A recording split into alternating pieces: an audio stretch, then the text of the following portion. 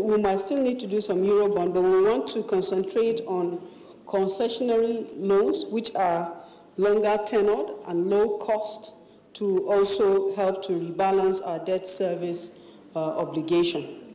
And in all of this, we will, of course, be needing approvals of the National Assembly and the usual support that you give to us. I thank you very much, Mr. Speaker, distinguished and honorable members. Thank you.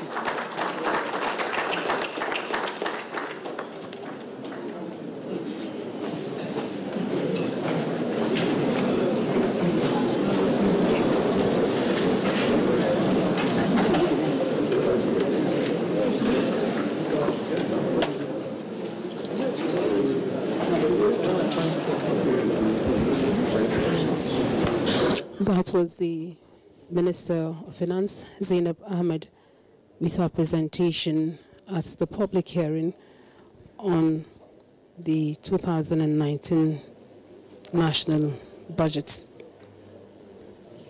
As I explained earlier, the public hearing is meant to collate opinion from stakeholders and to expose the national budget, not just to legislative scrutiny, but also public scrutiny, so that at the end of the day, we would have a close to perfect budget document.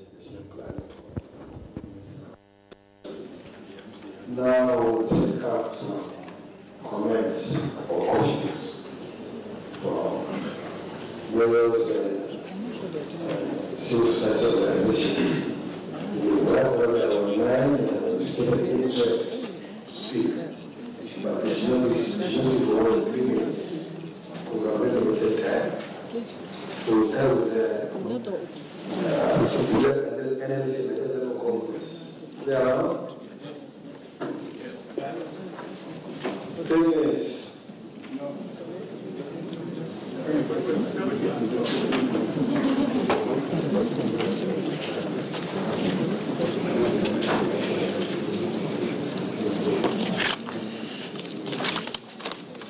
Your Excellency, the Honorable Speaker, I stand by the existing protocol. Okay.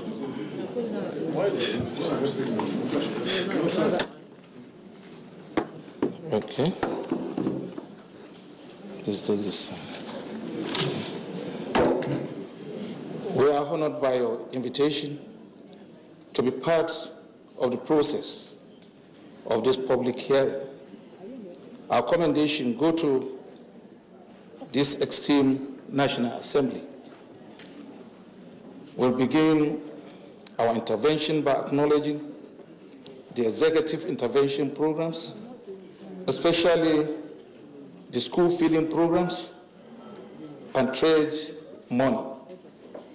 We believe this intervention have been implemented without party sentiment.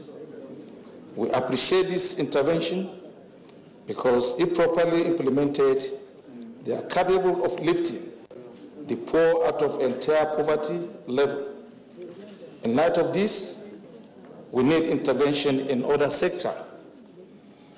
On the budget, we would appeal to the executive to open up the process of budget articulation and preparation for community participation and better end results. We still continue to overdepend on oil as revenue earner. The risk is high, oil prices are volatile and often lead to faulty assumption as the case in the budget. Another weakness is the number of increase in the taxes. The assumption that government can realize high tax revenue from the weak and vulnerable sector of the economy and members of the society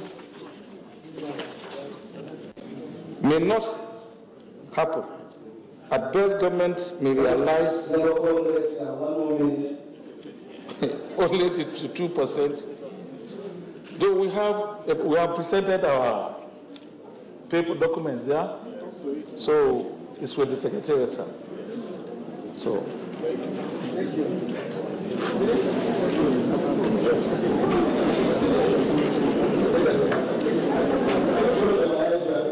Yes, it's presented there.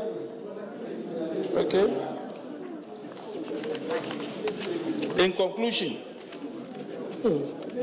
it is important that it is in the process of consideration of the proposed budget, the National Assembly working with the executive arms finalize the cost implication of implementing the 30,000 minimum wage in respect of the federal public sector. Clearly, appropriation of the amount required for full implementation need to be made in the budget. Thank you and God bless you.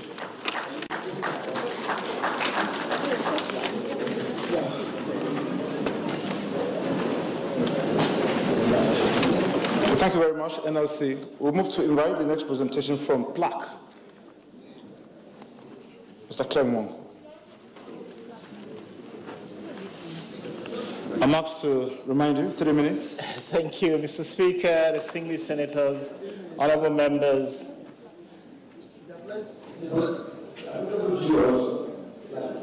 Yes, I have taken note, Chairman.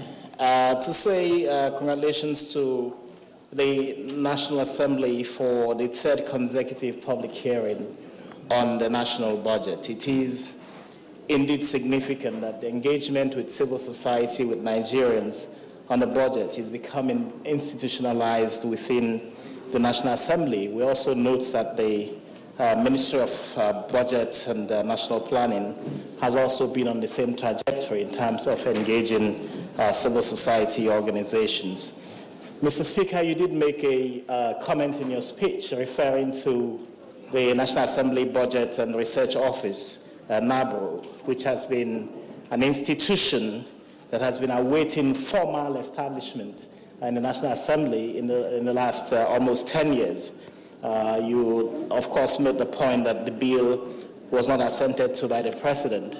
NABRO is perhaps the single most important institution regarding budget that the National Assembly can create. And I must say that it is still very disappointing that the National Assembly has not exercised its powers to override a presidential veto on NABRO. It is a very important institution in every democracy, and NABRO is an important one. Secondly, to say that the budget process is really very critical, and I'm happy that the Minister of Budget had made the point about expeditious and quickly passage of this bill. At all times, a budget is as successful as the timeliness of its submission and passage, and our hope is that this is the case. But more importantly, citizens' role in oversight, citizens' role in monitoring the budget is very critical. The National Assembly has a critical role to play in carrying out oversight, and the importance of collaboration with civil society to ensure that budget objectives are met is really very important. While we laud the importance of annual passage of budgets, we also think it's really even more important that those budgets are operated, those budgets are delivered, and those budgets are implemented according to the letters of the law that it represents. And the failure to do so means that the crisis of national development continues. Poverty is not a virtue. Poverty is a disadvantage to a lot of people, and when budgets are not implemented, poverty continues to entrench in any society.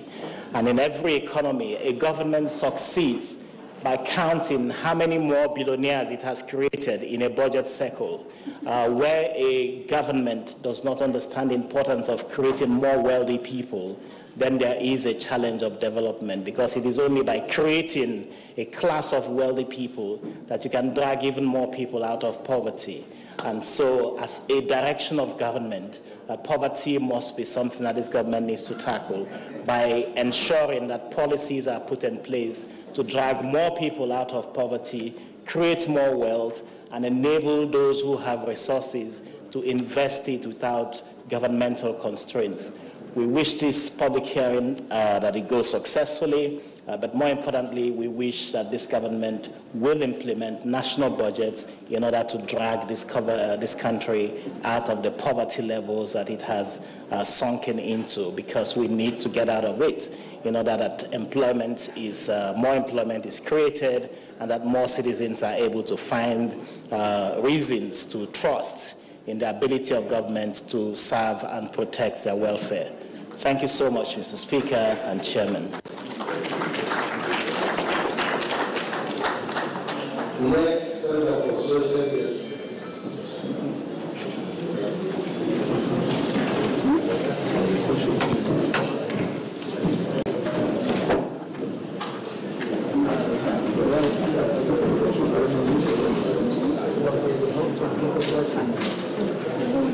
You may please stand on existing protocol.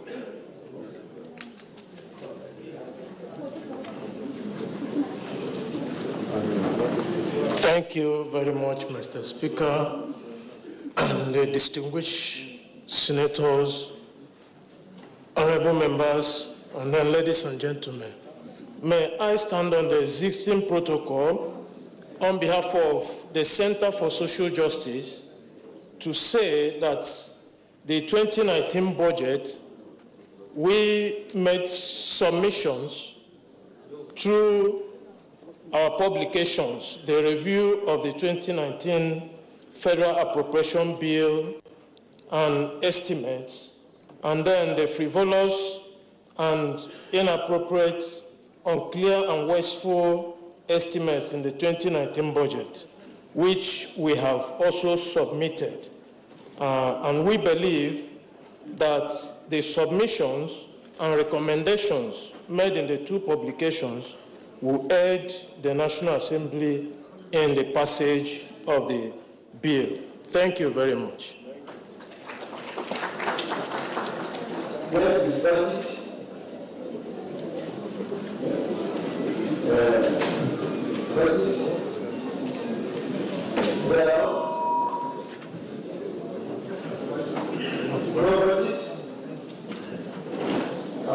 The next one is action aid. Action aid.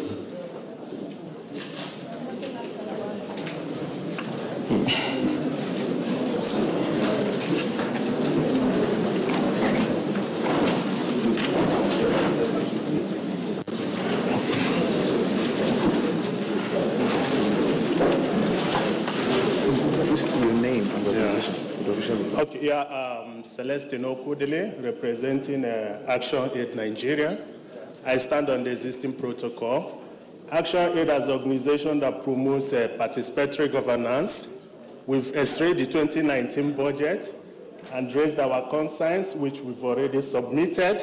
I just want to talk on the process of formulating the budget. We are calling on the need to institutionalize gender-responsive budgeting. Action Aid calls on both the legislative and the executive arms of the government to enforce gender-responsive budgeting model and make it permanent through sponsoring and passing a bill, an act of parliament, as is obtainable in other countries like Uganda.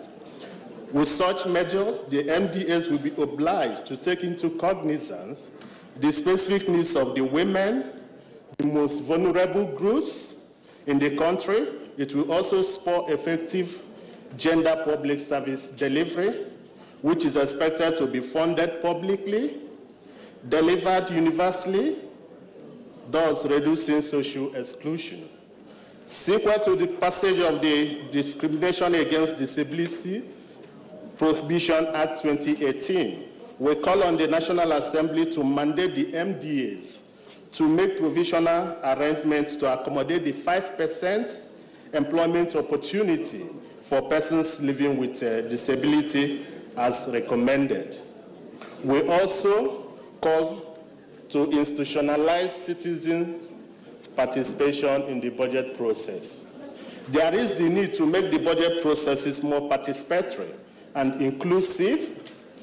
It means the involvement of all stakeholders in the different stages of the budget process, especially the women groups people with disability, and the youths.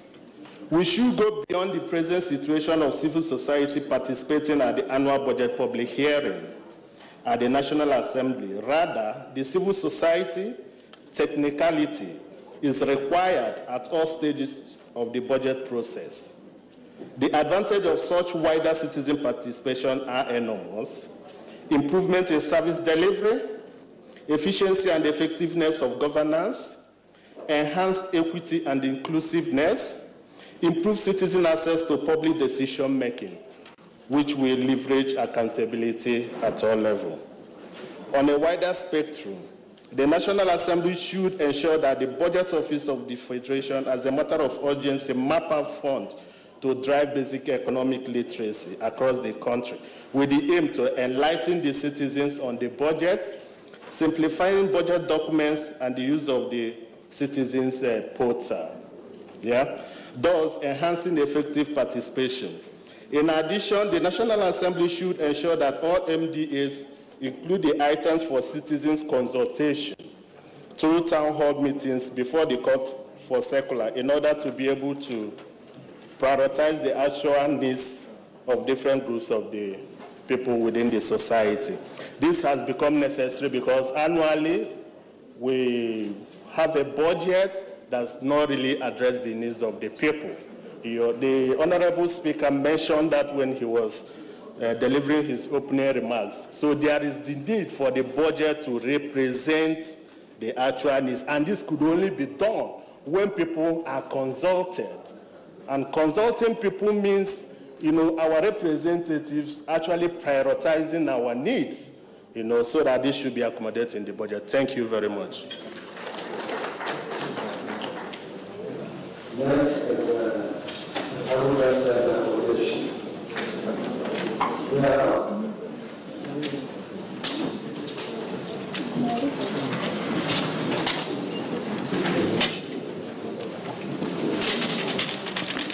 Standing on the already established protocols, my name is Omojo Ogedo. I'm here to raise issues on the recurrent expenditures. The Honorable Minister rightly said that will depend mostly on internal and external borrowings to fund the 2019 budget. As we are aware, public interest cannot be said to be well served when government officials, such as former governors and their deputies, get their emolument in their current positions with life pensions and emolument drawn from their state meager resources. Double emolument and large severance benefits for former governors and deputies now serving public offices constitute nothing other than a betrayal of public trust. Our concern, picking it from the Code of Conduct of Public Offices, we know that there's no way economy can grow if the desired progress of there's no way any economy can make the desired progress in a situation where the political leadership is arguably more interested in salaries and overhead than in capital expenditures. Monies that naturally should be channeled into infrastructural development are now used to serve the personal interests of political leaders. The level of infrastructural deficit we see in the country today could have been the reverse if these monies are channeled into the real sector that drive growth and development in any country, including the educational sector, health, infrastructure, and agriculture. Our call is to stop the tale of double salaries and emolument across the country. If we can stop that, we can get resources to fund the budget instead of increasing our borrowing capacity. Thank you.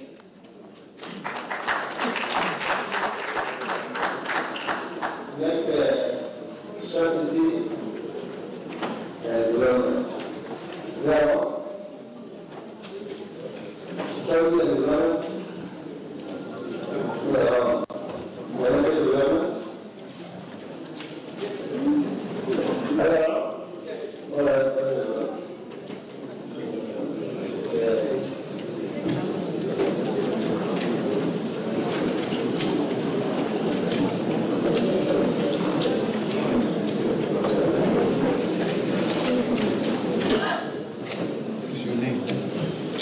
Okay, thank you, Mr. Speaker. My name is Mr. Nenwachku. I stand on already as these established protocols.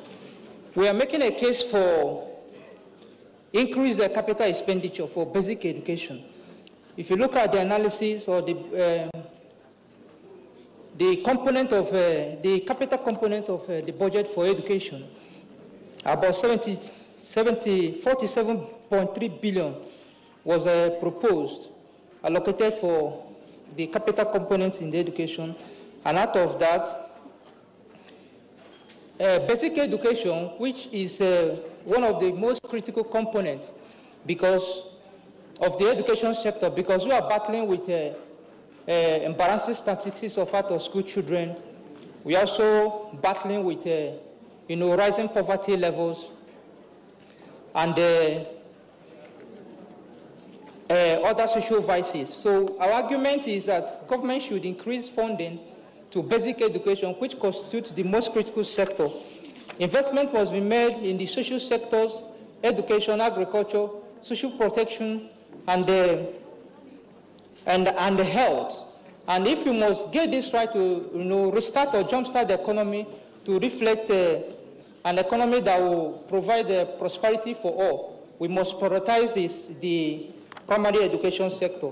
And we are saying that the 6% allocated for capital component for basic education is still small, that it has to be raised, it has to be improved to cater for our children, to cater for our younger ones who are the most vulnerable, and strengthen the section of our demography. So we are using this opportunity, Mr. Speaker, and members of the committee to appeal that this component be increased. If you also look further, you see that 32% is allocated for capital projects in the Ministry of Education, the headquarters. And we are arguing, why must the Ministry of Education, get the highest chunk of this 47 billion?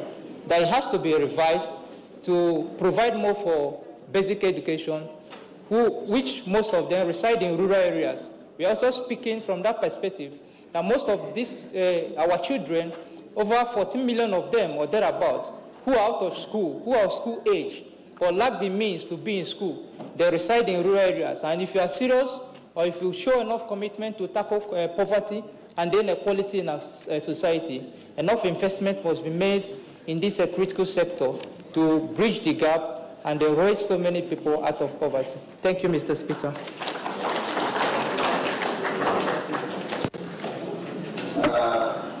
Center for Development and Development. Democracy.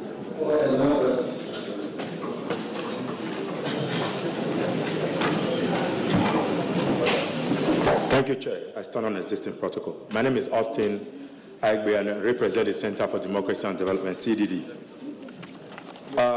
We affirmed that amidst the country's quest to block leakages, to discourage illicit transfer of funds, the country's budget is still vulnerable to leakages.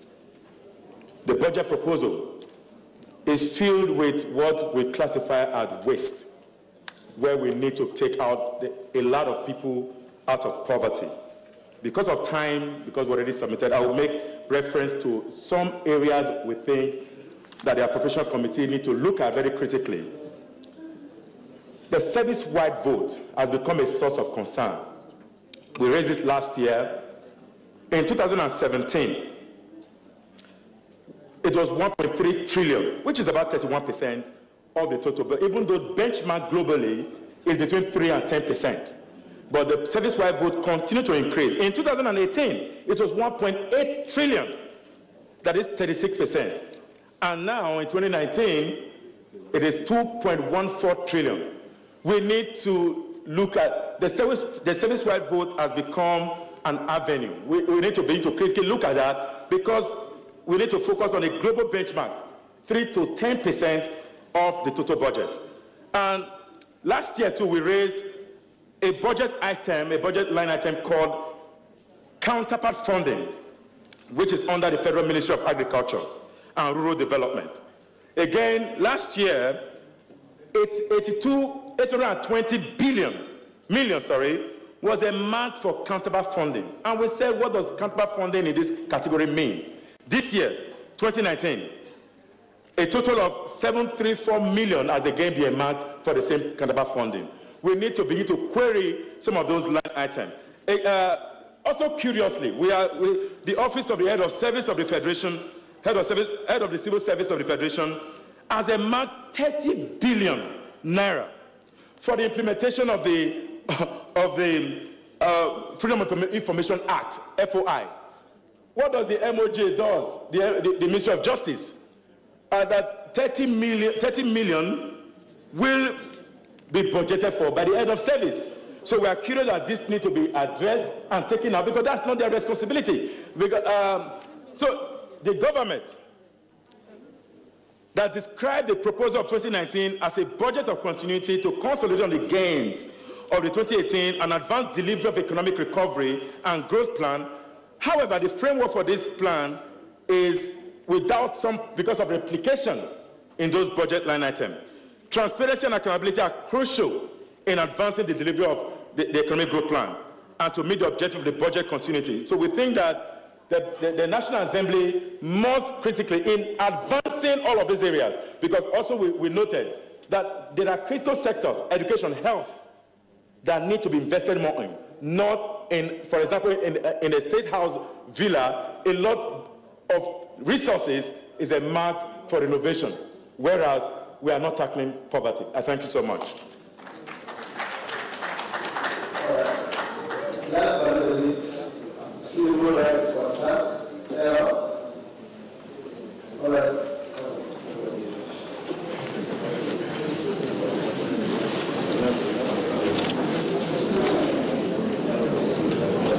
And after that, the DG Budget Office of the Federation will make just a few remarks. Okay, I thank the National Assembly for giving us the opportunity to make these remarks. Our members have spoken about increasing the budget size for education, agriculture, as well as the other key sectors of the economy. But it seems to me, too, that it's important to talk about what is actually done.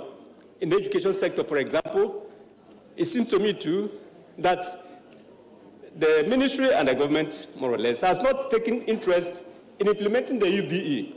That as children are going to school without learning, what the World Bank has called schooling without learning.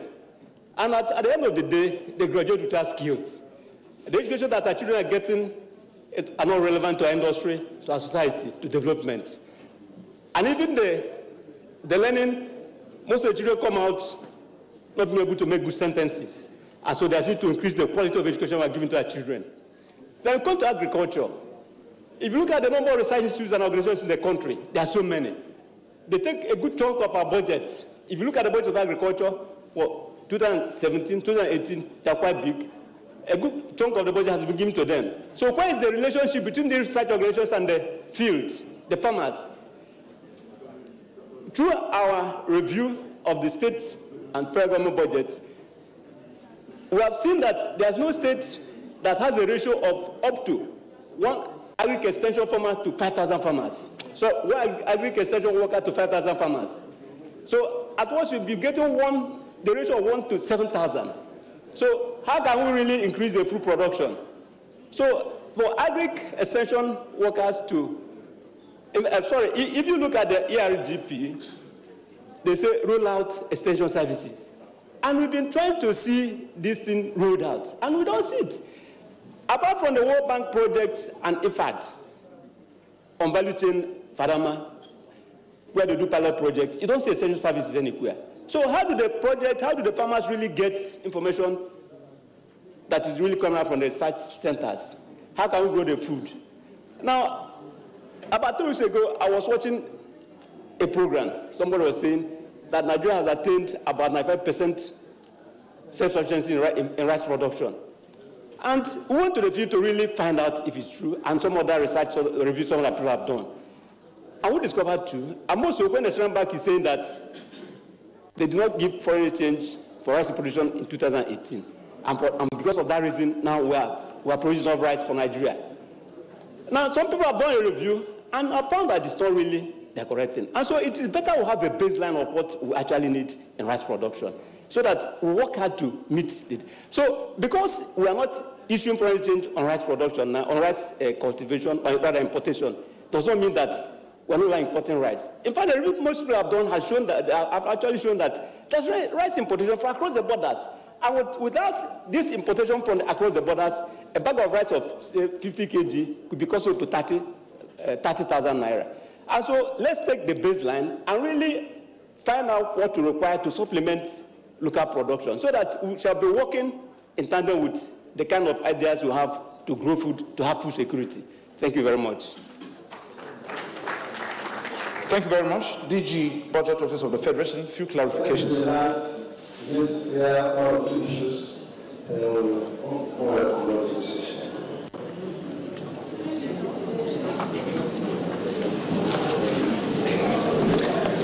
Mr. Speaker, respectfully stand on existing protocols. I just wanted to provide some clarification regarding some of the issues that have been raised. First, there has been repeated commentaries with respect to the need for greater openness and participation in the budget process. And I wanted to underscore the commitment of the present administration under the leadership of His Excellency, the President, and specifically also the Minister for Budget and National Planning, to this greater openness and participation in our budget process. You recall that in 2016, Mr. President signed and committed the country to the Open Government Partnership.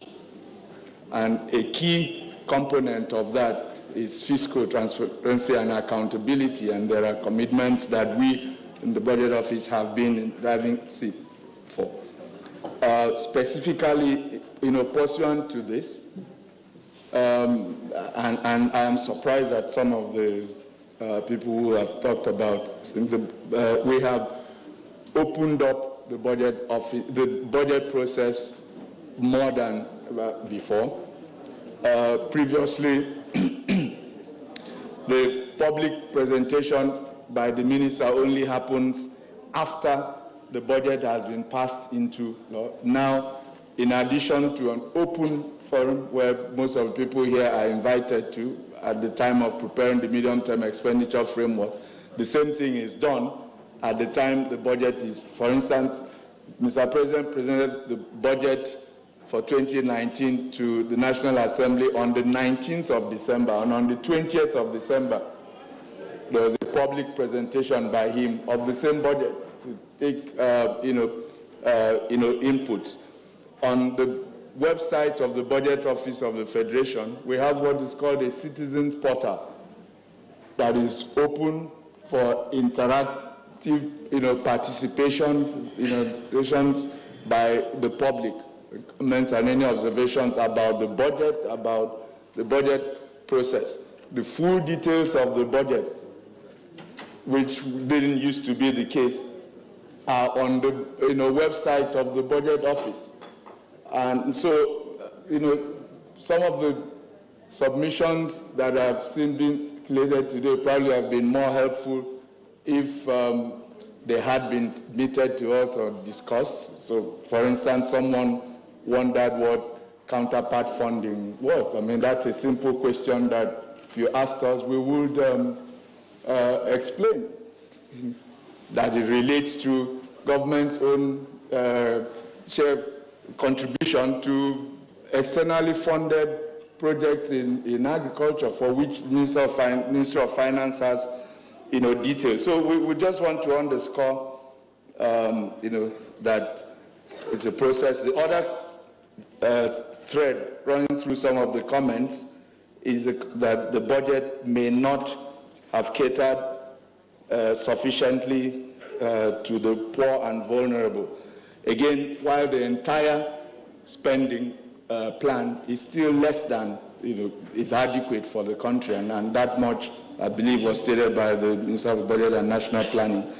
The truth is that our budgets, like never before at any point in this country, now actually contain provisions that are targeted at the poor and vulnerable. The major one of which is the special intervention program, which, by the way, is one of the reasons why the service-wide vote, has grown, because those provisions have been centralized in there. So I think that the last thing I'd like to speak again to is the continuing allegations about frivolous, inappropriate, and wasteful provisions. It would be nice to actually, use our openness to engage on some of these. We're very open to take suggestions, but oftentimes those who have engaged have found that some of what they consider frivolous or inappropriate are actually not so. For instance, there's always the allegation that there's repetitive provision for items. The reality is that that can occur for a number of reasons. If a provision is made in 2018 and it is not funded, it will be repeated. The Minister for Budget and National Planning earlier on stated that a lot of the capital provisions in the 2018 budget have been rolled over into 2019. So when you see them in 2019 budget, you say, oh, they were in 2018, therefore, it's inappropriate. That's just, I believe that both ourselves and the National Assembly are committed to this process of greater openness and making the budget actually serve, the needs of the people. Thank you.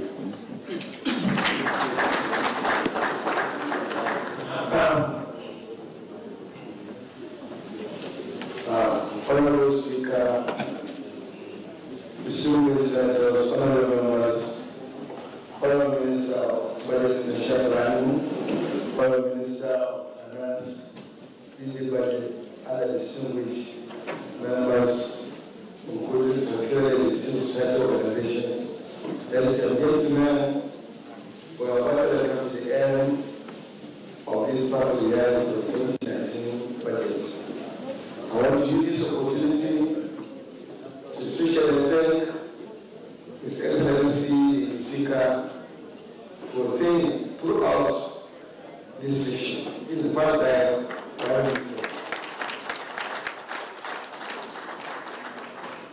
we also want to thank other ministers, because I know there's tension, there's busy this morning. Today is Wednesday, and we all know that it's a fact day. The agenda fair for effect became a straight in the media class. We thank you all. Before I conclude, I would like to take this opportunity to thank our partners in particular who have contributed financially and morally in making this event possible. We thank you very much, and we look forward to future partnership activities. I want to also thank all of us, all those of us, taking their time, so that either presentations or to read submission, because there are some presentations that are not very read. We are taking note of them. They will all be part of the inputs which will be used in a final decision on this budget as the previous years. We thank you. And we look forward to the 9th Assembly's public hearing on budget with a lot of improvements for us on what are the benefits from this one. I want to thank you, and I want all of us thank you very much. God bless. On this call, we have our close this public hearing. May we please rise for the national anthem? We'll sing the national anthem after 2 counts. 1, 2. Arise.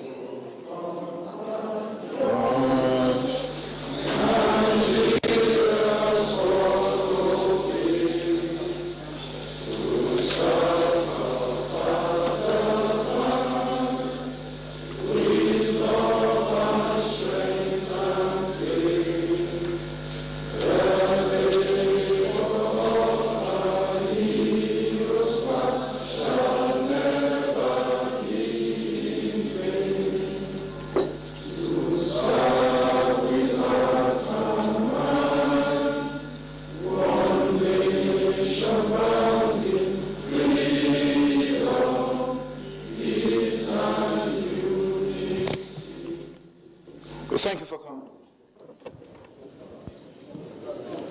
And that ends the public hearing jointly organized by the Senate and House of Representatives Committee on Appropriation on the 2019 budget. The initiative is that of the 8th Assembly, and this is the third in the series. The forum was basically an executive, legislative, and citizens' engagement forum meant to ensure openness and promote inclusiveness and active stakeholder participation in the appropriation of amounts for government spending. On behalf of all those that made this live transmission a success, I am Lami Ali, thanking you for sticking with us and asking you to stay tuned as we resume regular programming.